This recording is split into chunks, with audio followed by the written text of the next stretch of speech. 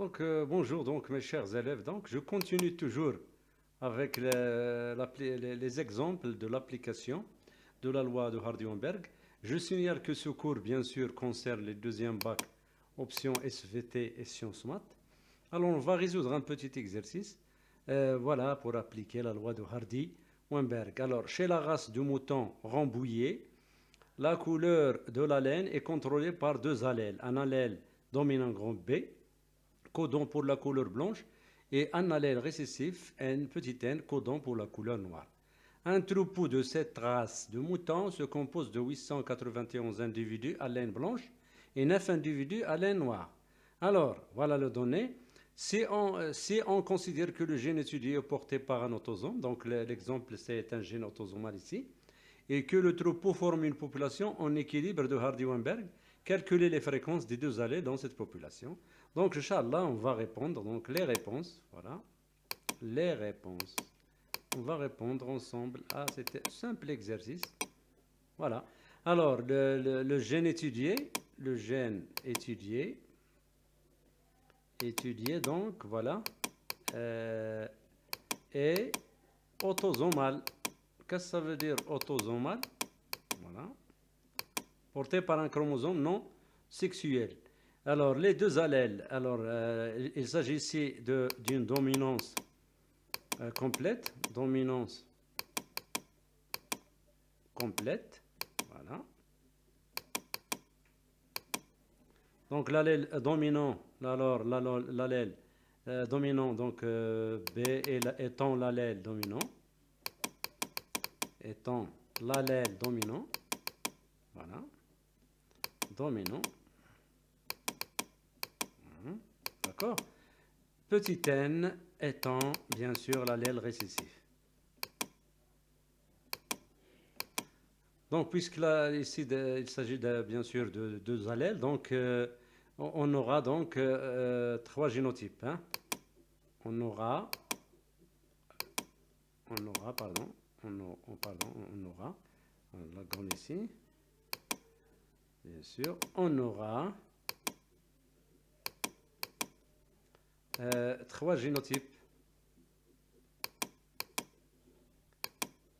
qui sont, alors, l'homozygote dominant grand B sur grand B, l'hétérozygote grand B sur petit n, et l'homozygote récessif grand N, petit n sur petit n. Alors, P est égal à F de B, c'est-à-dire la fréquence de l'allèle dominant, Q étant par exemple F de petit n. Alors, les données. La population est en équilibre de Hardy-Weinberg. La population étant en équilibre de Hardy, étant en équilibre. Voilà, en équilibre de Hardy-Weinberg, de HW. Je vais écrire ça. Donc déjà, on peut écrire, donc on a P plus Q au carré est égal à 1. Ça veut dire P plus Q au carré plus 2PQ, voilà, plus Q au carré. Alors, P au carré étant la fréquence du génotype grand B sur grand B. 2PQ étant la fréquence de, bien sûr, grand B sur petit n, l'hétérozygote dominant. Et Q au carré, c'est F de petit n sur petit n. La question, la fréquence de l'allèle. Donc, Q au carré, on peut écrire donc Q au carré, étant donné que Q est la fréquence de l'allèle petit n. Donc, il est égal à quoi? Il est égal à, donc vous avez donc 9 individus à la noire, donc 9 est égal à 9 sur 9, le total, plus 891.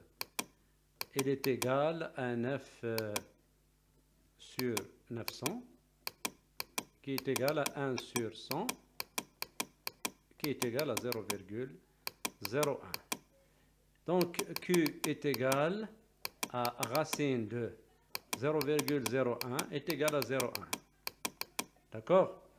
Et étant donné que donc là, ça c'est la fréquence donc de l'allèle N. Donc Q est égal f de petit n est égal à 0,1.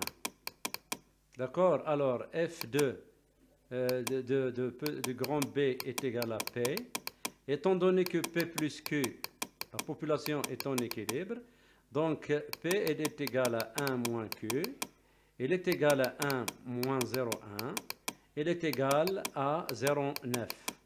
Donc P, donc la réponse à la question, la fréquence des deux allèles P est égale à F de B, qui est égal à 0,9, et Q est égal à F de N, est égal à 0,1, étant donc la fréquence de l'allèle récessif N.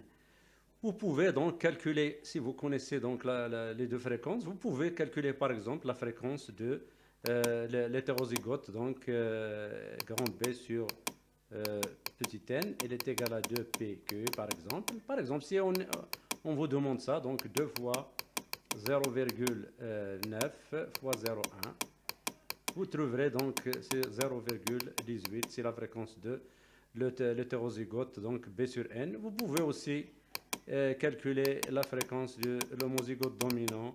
Il est égal à P au carré. Il est égal bien sûr à 0,9 au carré. Vous pouvez le faire. Si on vous demande ça, donc, mais l'autre question, elle s'arrête là. Ça, c'est la réponse à la question.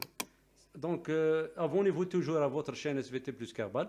Vous n'aurez, Inch'Allah, que de nouveau.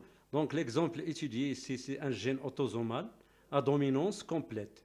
Bientôt, on va voir donc un autre exemple avec un gène lié au gonosome, c'est-à-dire un gène lié au sexe, avec un autre exercice, Inch'Allah. Donc, bon courage à tout le monde, à nos élèves du deuxième bac, option SVT Sciences Maths.